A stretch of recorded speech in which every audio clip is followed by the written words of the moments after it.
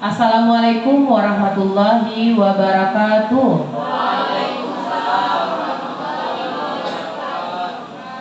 Alhamdulillahi rabbil alamin. Wassalatu wassalamu ala asrafil anbiya wal mursalin wa ala alihi wa sahbihi rasulillahi ajmain. Asyhadu an la ilaha illallah wa asyhadu anna muhammadar rasulullah. Amma ba'du. Yang terhormat Ibu Kepala Sekolah SD 11 Lubuk Buaya, yang terhormat Majelis Guru Bapak dan Ibu SD Negeri 11 Lubuk Buaya.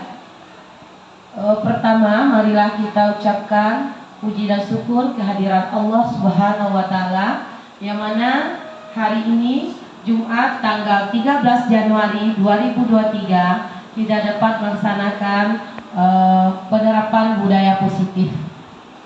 Baik Bapak dan Ibu, sebenarnya penerapan budaya positif ini sudah kita lakukan di sekolah kita.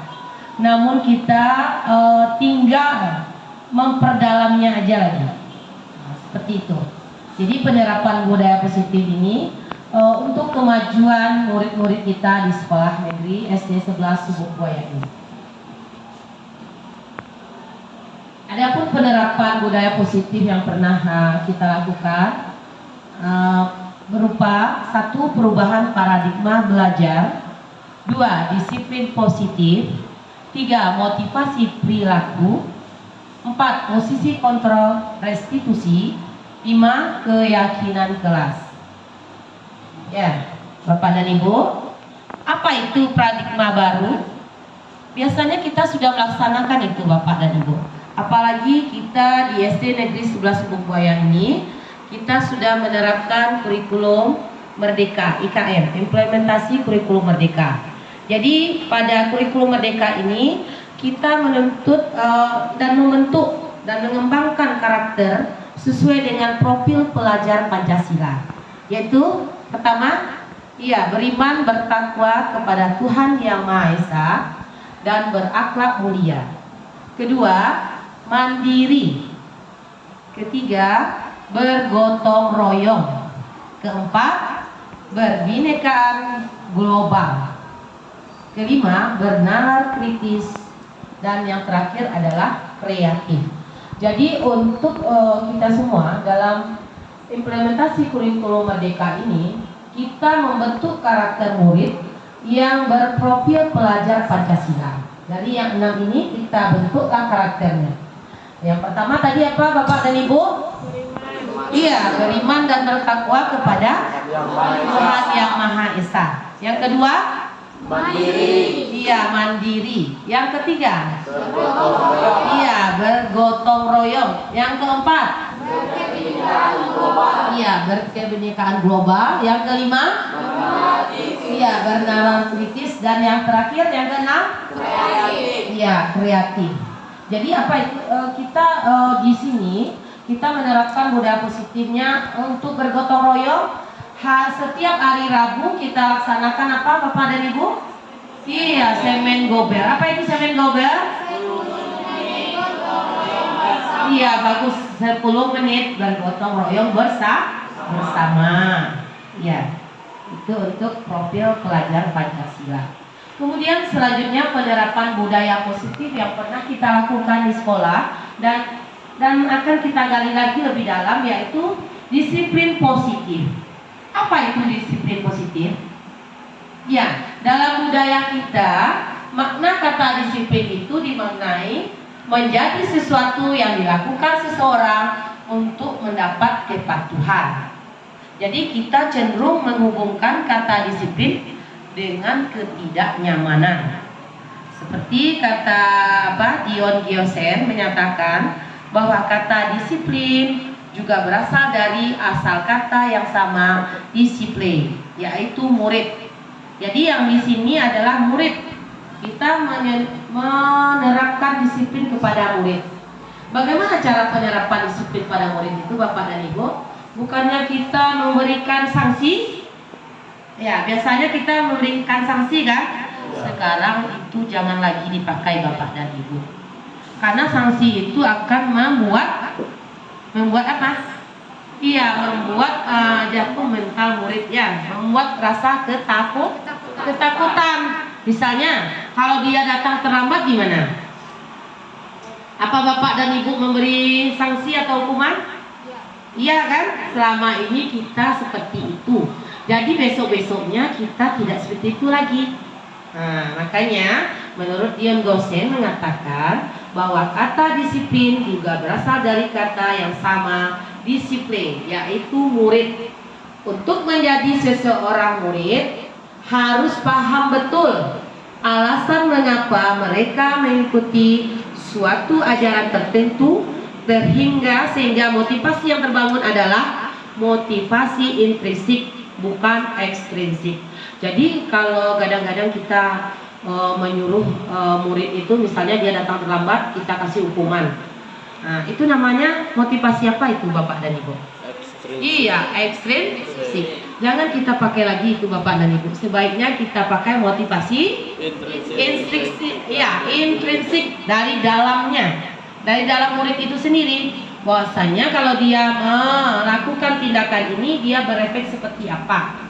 Dia yang memunculkan, jangan kita yang memberikan dia hukuman atau sanksi. Ya, seperti itu. Jadi kita bangunlah motivasi intrinsik, bukan motivasi ekstrinsik. Iya, seperti itu. Apalagi contohnya Bapak dan Ibu? Misalnya apa? Kalau terlambat, biasanya Bapak dan Ibu kasih dia hukuman. Kalau untuk kedepannya jangan lagi ya Bapak dan Ibu ya. Kita memajukan lagi, kita memotivasi dengan intrinsiknya. Jadi apalagi misalnya sering Bapak Ibu lakukan ya. Misalnya murid itu tidak membuat PR, ya kan? Ya. Lalu disuruh keluar kamu, karena tidak membuat PR, keluar, disuruhlah membersihkan toilet. Apakah benar itu Bapak dan Ibu? Ya, iya, kurang pas ya. Itu bukan termasuk motivasi intrinsik. Jadi motivasi intrinsik itu motivasi yang berasal dari dalam diri murid itu sendiri. Dia berbuat itu. Nah, kalau berbuat itu saya gimana? Nah, efeknya ke diri dia bagaimana? Bukan kita yang mengasih hukuman atau sanksinya. Ya, seperti itu disiplin positif yang akan kita terapkan untuk selanjutnya demi kemajuan SD Negeri 11 Lubuk Buaya. Iya. Sepakat Bapak dan Ibu? Iya, alhamdulillah. Kita lanjut. Ya, ini seperti ini. Contohnya ya, hukuman. Biasanya Bapak dan Ibu kalau ada muridnya tidak buat PR dihukum. Kemudian kalau tidak berpakaian yang menurut disiplin sekolah dihukum juga. Kalau sepatunya tidak berwarna hitam, Bapak dan Ibu hukum juga ya. Jadi hukuman itu bersifat sistem tidak akan berjalan bila murid tidak takut. Itu sifat hukumannya. Kemudian tidak takut mendorong. Mendorong menyalahkan diri. Jadi hukuman itu membuat kita mendorong menyalahkan diri. Bahwasanya anak itu dia kan tak mungkin sering-sering terlambat terus kan. Ada yang terlambat, ada yang cepat datangnya. Jadi kita tidak perlu Bapak dan Ibu memberikan hukuman. Kemudian anak belajar menyembunyikan kesalahan. Jadi kalau ya bagus Ibu. Ya, apa tadi Ibu Mili? Ya, jadi berbohong. Jadi anak daripada nanti dihukum oleh Bapak dan Ibu nanti di kelas, biarkan saja saya berbohong. Kamu terlambat tadi ya? Enggak Bu. Kamu buat PR? Enggak Bu, saya buat Bu. Ini Bu. Dia kumpulkan bukunya. Tapi buku yang dikumpulkan itu buku kosong saja. Karena dia tadi takut. Jadi anak tersebut kalau dihukum dia akan menyembunyikan kesalahannya. Contoh yang lain apa lagi Bapak dan Ibu? Kalau kita memberikan hukuman mengenai penerapan disiplin positif itu, ya, misalnya, ya Bapak, iya melawan kepada guru, bagus, melawan kepada guru, itu kan kita hukum juga kan? Sebaiknya apa, Bapak dan Ibu? Kita beri nasihat. Bahwasanya melawan kepada guru itu adalah perbuatan yang tidak tidak baik. Jadi antara hukuman dengan konsekuensi dan restitusi, mana yang Bapak Ibu pilih itu? Mana yang perlu kita terapkan? Iya, bagus, restitusi. Jadi restitusi itu murid belajar bertanggung jawab. Apabila dia terlambat, dia akan bertanggung jawab untuk hal yang dilakukannya. Kemudian mendorong disiplin positif. Dan apa lagi? Anak belajar memecahkan masalah. Apa ya kira-kira faktor saya terlambat terus datang ke sekolah ini? Nah, itu bagusnya restitusi, Bapak dan Ibu. Kita tidak perlu lagi memberikan hukuman kepada murid kita. Nah, kita merestitusinya saja. Dengan adanya restitusi tersebut, murid belajar bertanggung jawab. Ya. Kemudian mendorong disiplin positif dan anak belajar memecahkan masalah. Ya, jadi selama ini Bapak dan Ibu bagaimana? Masih memberikan hukuman, konsekuensi atau restitusi? Hukuman ya. Nah, untuk perubahan yang kedepannya, Bapak dan Ibu memilihnya apa? Restitusi. Iya, restitusi. Karena dengan restitusi, murid belajar bertanggung jawab terhadap perilaku yang diperbuatnya. Kemudian mendorong disiplin positif. Kemudian anak belajar memecahkan masalah. Sedangkan konsekuensi apa? Ya, murid juga memerlukan monitoring dan supervisi terus. Kemudian mendorong kepatuhan dan anak belajar taat peraturan. Antara konsekuensi dan restitusi ini, yang mana yang paling-palingnya Bapak dan Ibu pilih? Restitusi. Iya, restitusi. Jadi kedepannya kita majelis guru, semua stakeholder yang ada di SD Negeri 11 Bubuaya ini, kita akan memilih restitusi untuk murid-murid kita, untuk kemajuan pendidikan murid-murid kita di sekolah ini. Selama ini memang kita memakai hukuman dan konsekuensi. Lebih banyak hukuman ya Bapak dan Ibu ya. Nah, dia nak pakai sepatu hitam, kita jemur dia di tiang bendera. Nah, ya seperti itu. Dia tidak bisa perkalian. Nah, kita berdiri dia depan kelas. Nah, itu hukuman. Kita lebih baik kita mengadakan restitusi lagi. Biar murid ini bertanggung jawab atas perilakunya dan mendorong disiplin positif, serta anak belajar memecahkan masalah. Ya, Bapak dan Ibu. Jadi Bapak dan Ibu, untuk kedepannya kita menerapkan restitusi lagi, bukan hukuman, bukan konsekuensi. Boleh juga konsekuensi, cuman konsekuensi ini memerlukan supervisi terus Bapak dan Ibu nanti dari hari ke hari mensupervisi murid tersebut. Lebih baik kita pakai restitusi. Ya, Bapak dan Ibu setuju? Setuju. Iya. Oke, kita lanjut. Budaya positif selanjutnya adalah kebutuhan dasar. Apa itu kebutuhan dasar? Ya, kebutuhan dasar untuk bertahan hidup, di mana adanya penguasaan, kesenangan, kasih sayang, dan rasa terima kebebasan. Ya. Oke, Bapak dan Ibu, ini ada contoh kasus. Ya. Coba kita bersama-sama menelaah apa itu kasus yang dihadapi oleh Ibu Wati. Ya. Coba contoh kasus kebutuhan dasar manusia. Ya, Ibu Wati, guru kelas 3A di SD Makmur, sedang bingung menghadapi ulah salah seorang murid di kelasnya yang bernama Ricky. Beberapa anak kelas 3A telah datang padanya dan mengeluhkan Ricky yang sering meminta bekal makanan siang mereka dengan paksa. Jadi si Ricky ini ngapain Bapak dan Ibu?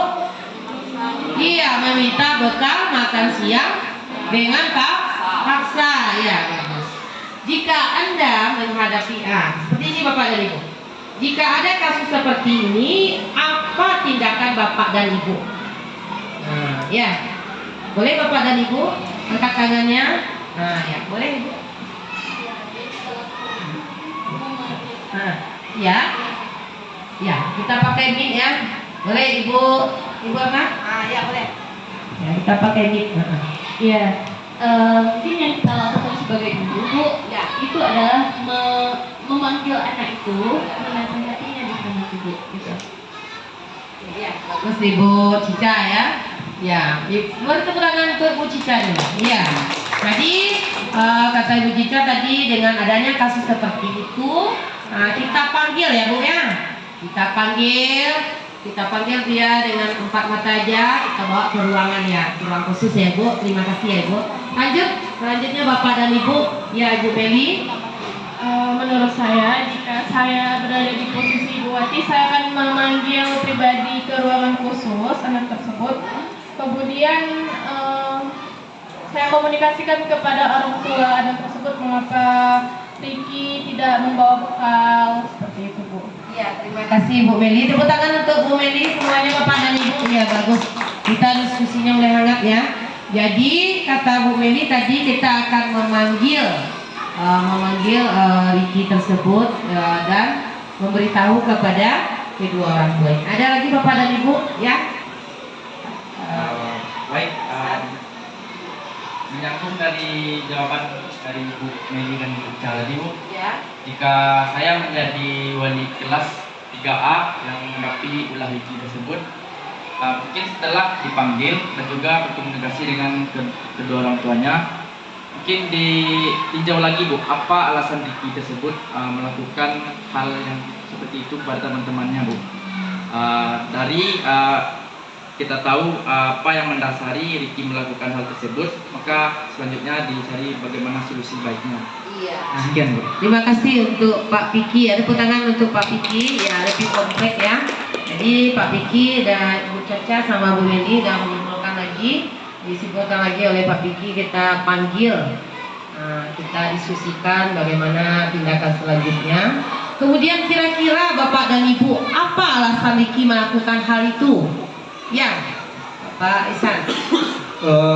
Menurut saya Bu Alda, alasan anak melakukan seperti itu bisa jadi karena pengaruh lingkungan sekitar, baik lingkungan dari rumah, sekolah maupun masyarakat.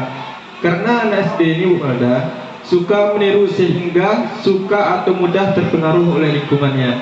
Jika lingkungan anak berada di lingkungan yang baik, maka anak akan menjadi karakter yang baik. Namun sebaliknya, jika anak berada di lingkungan yang tidak baik, maka akan tidak baik juga. Makanya penting kita terapkan budaya positif di lingkungan sekitar anak. Terima kasih. Ya, terima kasih Bapak Isan. Tepuk tangan untuk Bapak Isan, Bapak dan Ibu. Bagus sekali. Ya, jadi anak ini kira-kira melakukan itu si Ricky alasannya tadi gimana Bapak? Ya. Tadi apa? Dia mungkin alasannya dipengaruhi oleh lingkungan ya. Bagus. Ada yang lain lagi Bapak dan Ibu? Ya, Ibu, Bu Ida.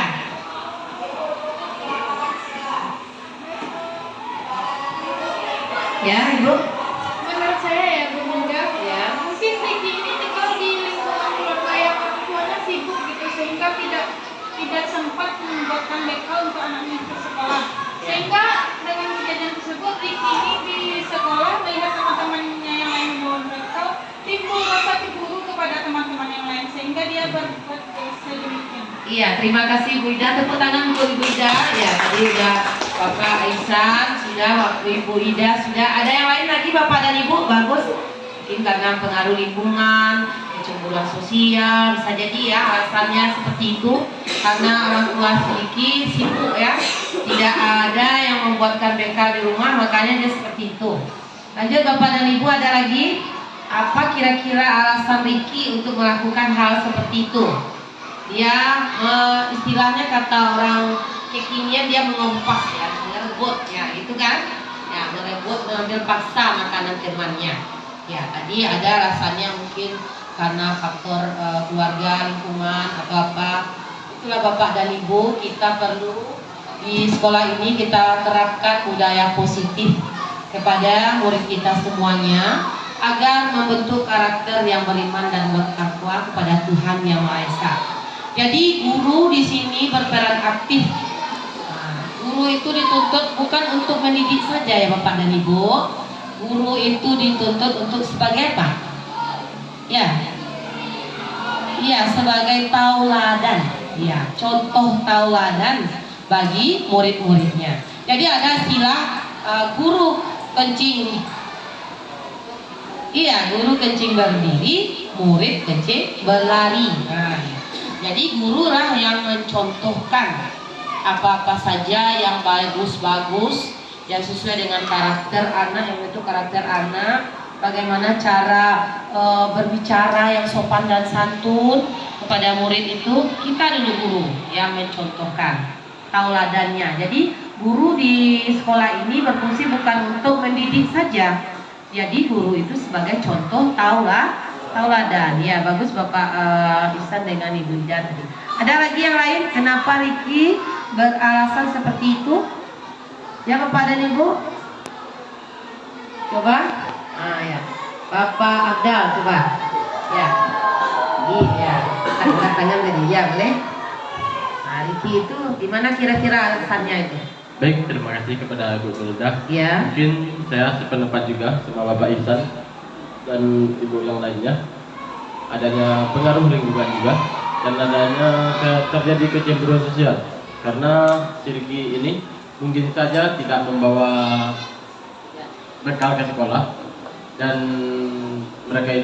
Riki ini mungkin iri sama teman-temannya, dipersiapkan oleh orang tuanya makan atau bekal di sekolah. Nah, mungkin itu salah satu penyebabnya dan mungkin Riki ini juga kurang diperhatikan di lingkungan keluarga. Nah, di sekolah lah Riki ini mengambil hati gurunya dengan cara begitu agar Riki ini diperhatikan oleh wali kelasnya. Mungkin kan cara anak berbeda-beda untuk mengambil hati gurunya. Mungkin sekian Bu. Ya, terima kasih Pak Abda. Beri tepuk tangan Bapak dan Ibu. Iya, bagus. Jadi mungkin gitu ya Bapak dan Ibu. Kita di sekolah ini selain kita mendidik, kita juga harus ada apanya? Ada rasa apanya gitu? Rasa kasih sayangnya kepada murid itu. Karena kita guru di sekolah ini adalah orang tua kedua. Kalau di rumah dia orang tuanya mungkin sibuk mencari ekonomi, mungkin sibuk dengan ekonominya. Kita di sekolah inilah kita yang merasa kita curahkanlah kasih sayang kepada murid kita. Jadi mungkin dengan kasus Riki ini mungkin dia tadi Bapak Abdal dan Ibu Ida, kemudian Bapak Ihsan. Itu ada faktor mungkin dari faktor dalam keluarga, mungkin bisa jadi ekonomi juga anak Bapak dan Ibu. Ya, kita nggak tahu kan, mungkin kesibukan orang tuanya, mungkin dia bekerja keduanya untuk memenuhi kebutuhan orang tuanya, bekerja keduanya. Jadi lupa memperhatikan anak, kasih sayang kepada anak itu lupa mungkin orang tuanya. Nah, diabaikan. Mungkin aja Riki ini pergi ke sekolah tanpa diberi makan dulu. Karena kita tidak bisa istilahnya perkosong kalau dikasih juga ilmu, gimana Bapak dan Ibu kira-kira? Ya nggak dapat pelajaran yang diterangkan oleh guru itu, pastilah tidak masuk ya Bapak dan Ibu. Jadi dengan mungkin alasan seperti itu, Riki itu dia meminta bekal makanan siang. Jadi itulah tugas guru ya, selain mendidik juga istilahnya tahu dengan sensor keadaan dari murid kita, ya, gimana sosial ekonominya, gimana murid kita itu kita perhatikan lah Bapak dan Ibu ya.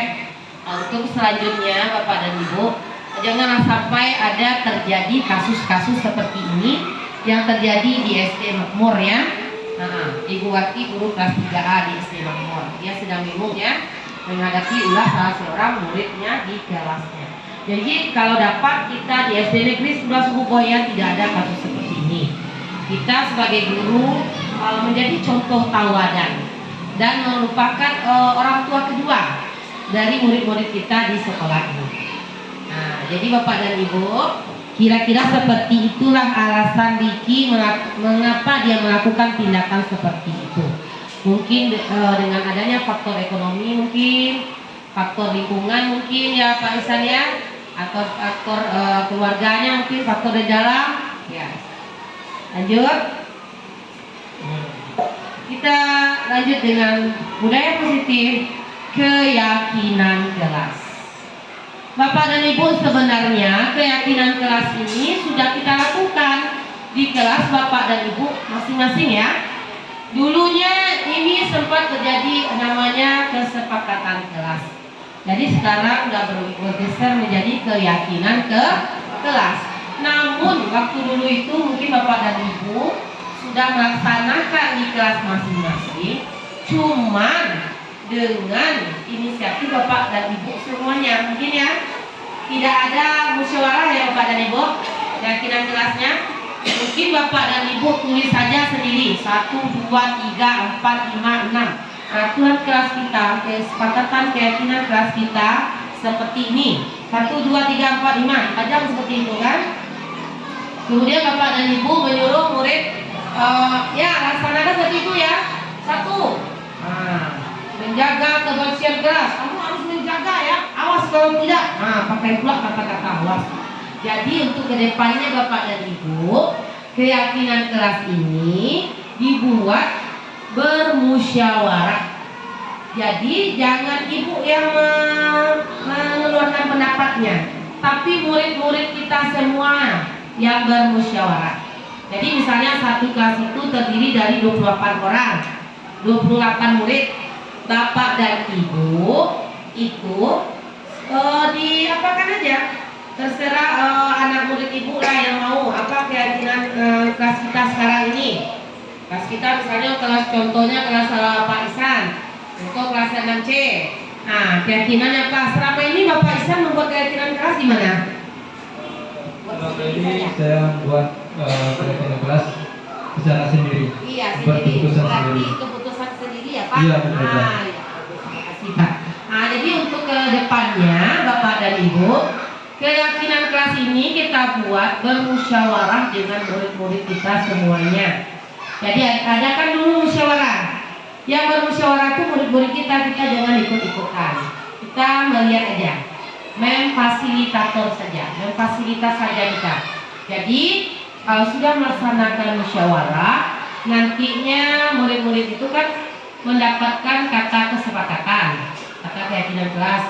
Pertama apa ini, kemudian ditempellah di kertas karton apa keyakinan kelas itu. Kemudian dilihatkan pada murid-murid setuju nggak dia dari yang banyak-banyak itu keyakinan kelas kita yang mana. Jadi dalam pembentukan keyakinan kelas itu Bapak dan Ibu harus tahu apa itu. Pertama rambu-rambunya ya, sama dengan kita pergi ke jalan raya mengendarai motor atau mobil, kita harus tahu rambu-rambunya ya Bapak dan Ibu, ya kan? Nah seperti itu juga kita membuat keyakinan ke kelas. 1, keyakinan kelas berupa pernyataan-pernyataan yang universal.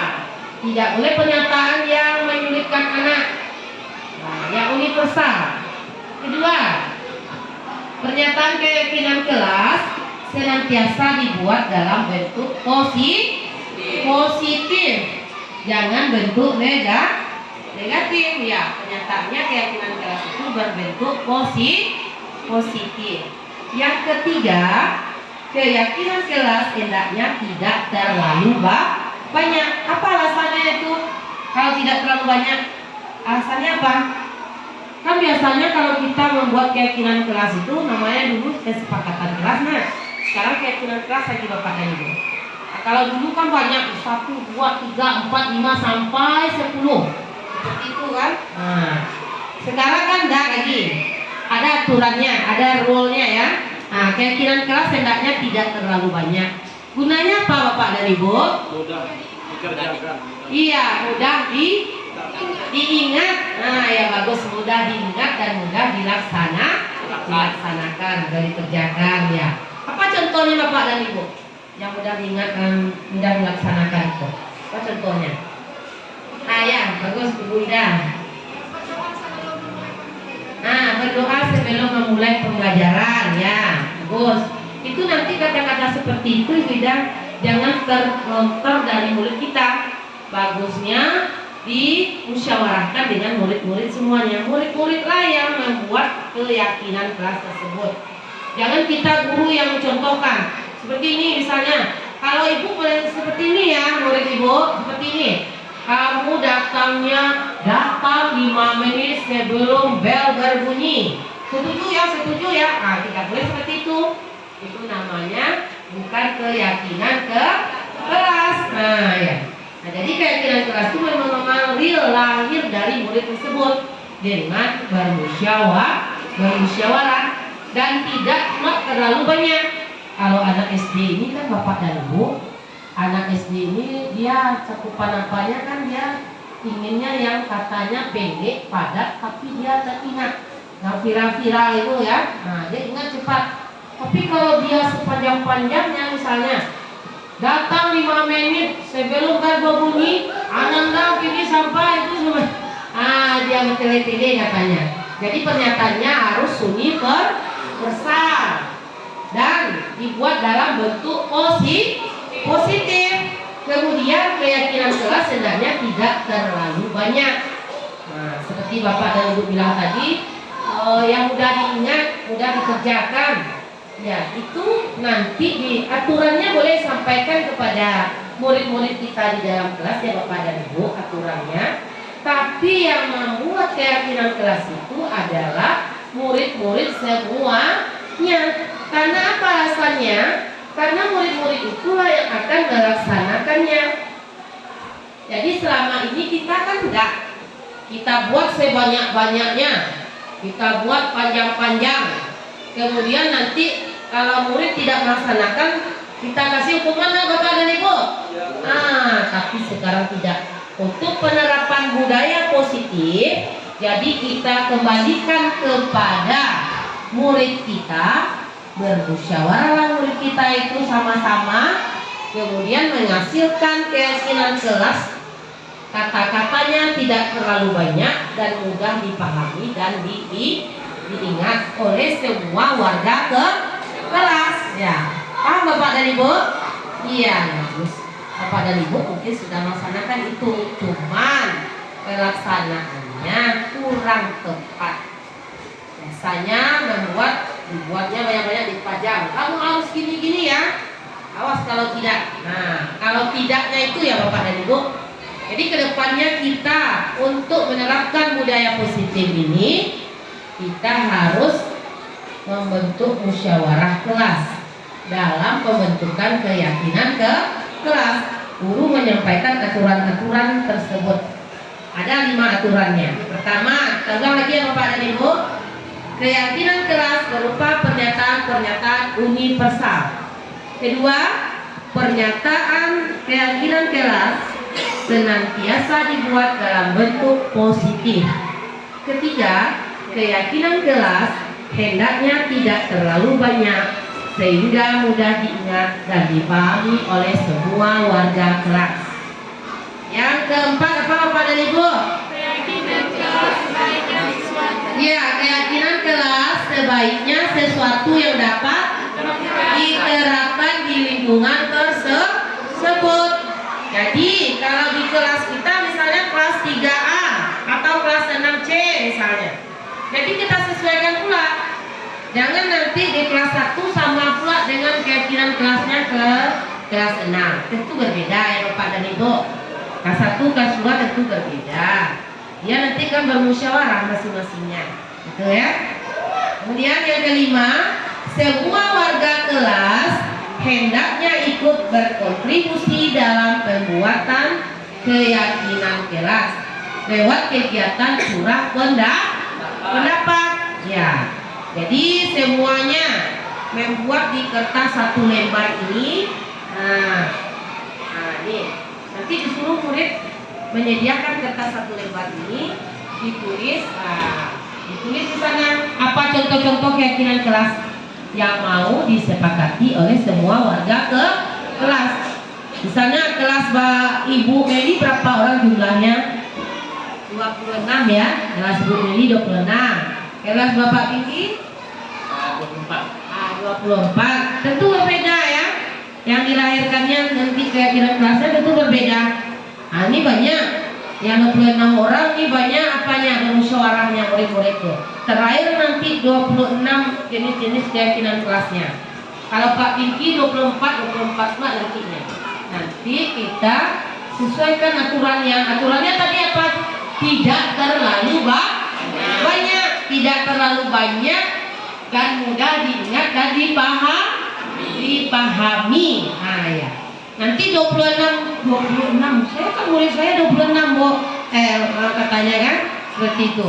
Pak Pinky 24 saya buat pula 24. Nanti walaupun 26 tapi aturannya dikenal, aturannya mudah dipahami dan tidak terlalu banyak. Nah ya, kita buat aja misalnya apa nak kesepakatan kita, kita 5 aja Bu. Nah 5 ditulis. Kita guru hanya mengesahkan saja dan kita guru hanya menempel di depan papan tulis. Nah kita tempel saja di situ di depan papan tulis.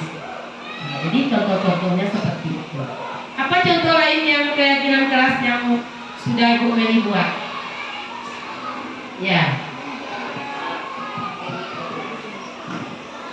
Menjaga kebersihan. Iya.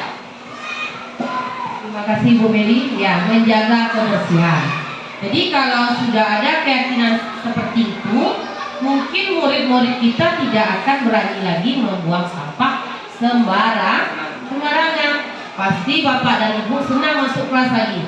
Nggak ada menyuruh-nyuruh, murid Ibu, murid cantik Ibu, kalau disapu saya, nggak ada seperti itu. Karena muridnya sudah membuat keyakinan kelasnya menjaga kebersihan kelas. Lanjut apa Pinky? Nah ya. Salah satunya yaitu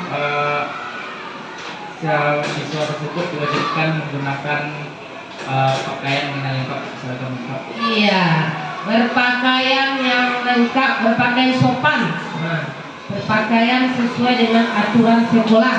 Ya, terima kasih ya Pak. Ya, itu nanti ditempel, dipajang di depan papan tulis atau di samping papan tulis boleh. Jadi nanti murid-murid Bapak dan Ibu nanti melihat, oh inilah keyakinan kelas kita. Jadi dia tidak akan melanggarnya karena yang membuat itu, yang mensepakati keyakinan kelas itu adalah murid-murid. Iya, murid-murid tersebut. Tapi kalau kita sebagai guru masuk ke dalam, kita buat pula keyakinan kelas, tahu-tahu dilanggarnya, karena itu kan bukan kesepakatan dari murid-murid. Ya, wajar ya. Tapi setelah dilakukan musyawarah dengan dia murid-murid itu bermusyawarah melahirkan tentang keyakinan kelas. Nah kita hanya menyetujui saja lagi ya Bapak dan Ibu. Tugas kita hanya mengesahkan saja. Nah itu banyak contoh-contohnya. Kemudian Ibu Ica apa contohnya lagi? Ya. Contoh dari keyakinan kelas yang sudah Ibu Ica buat, sudah disepakati di kelas. Ya, membuat daftar tiket ya. Terima kasih Ibu Ica. Jadi keyakinan kelas itu kan Bapak dan Ibu yang pernah lakukan itu kan tidak berdasarkan musyawarah murid. Jadi sekarang untuk penerapannya lebih lanjut, kita usahakan ya Bapak dan Ibu, kita usahakan keyakinan kelas ini yang membuat adalah murid-murid kita. Jadi kedepannya keyakinan kelas kita buat oleh murid-murid kita dengan bermusyawarah. Dengan apa Bapak dan Ibu? Ya, dengan bermusyawarah. Jadi adakanlah musyawarah kecil saja dengan warga kelas tersebut. Misalnya kelas 2 dengan kelas 2 saja. Karena digabung kelas 2 dengan 3. Karena nanti yang menjalankan keyakinan kelas itu adalah warga kelas tersebut saja. Semua warga kelas itu aja. Kalau kelas 2 kelas 2. Kalau kelas 3 kelas 3. Kelas 4 kelas 4. Kelas 5 kelas 5. Kelas 6 kelas 6 dengan memenuhi aturan dari pembentukan keyakinan kelas. Ya, jadi apa aturan dari pembentukan keyakinan kelas ini, Bapak dan Ibu? Kita ulang lagi biar kita nanti kita laksanakan di kelas kita masing-masing. Satu apa, Bapak dan Ibu? Ya, keyakinan kelas berupa pernyataan universal. Yang kedua, iya, pernyataan keyakinan kelas senantiasa dibuat dalam bentuk positif. Ya, bagus. 3. Ya, keyakinan kelas hendaknya tidak terlalu banyak sehingga mudah diingat dan dipahami oleh semua warga kelas. Ya, lanjut. Apa lagi Bapak dan Ibu? Iya, keyakinan kelas sebaiknya sesuatu yang dapat diterapkan di lingkungan tersebut. Jadi istilahnya, janganlah keyakinan kelas itu kita paksakan lahir dari guru kita, dari ibu guru dan bapak guru ya. Jadi lahir dari benar-benar dari kesepakatan murid-murid kita. Kemudian yang kelima apa Bapak dan Ibu? Bapak dan Ibu? Iya, semua warga kelas hendaknya ikut berkontribusi ya dalam pembuatan keyakinan kelas lewat kegiatan curah pendapat ya. Jadi itulah beberapa dari penerapan budaya positif yang harus kita laksanakan ya Bapak dan Ibu. Ya. Dari mulai apa tadi? Kita sudah mulai dari perubahan ya paradigma belajar. Yang kedua, disiplin positif. Yang ketiga, motivasi perilaku. Yang keempat, ya posisi kontrol restitusi. Yang kelima, ya keyakinan kelas. Jadi yang pas akhir yang kelima ini, keyakinan kelas ini kita sepakati ya Bapak dan Ibu aturannya bahwasanya keyakinan kelas ini dibuat oleh siswa atau murid-murid Bapak dan Ibu semuanya. Oke, baik Bapak dan Ibu, demikianlah penampilan pada Jumat pagi hari ini mengenai perubahan budaya positif. Insya Allah semuanya akan kita terapkan di sekolah kita SD Negeri 11 Bukbuaya. Wabillahi taufiq wal hidayah. Assalamualaikum warahmatullahi wabarakatuh.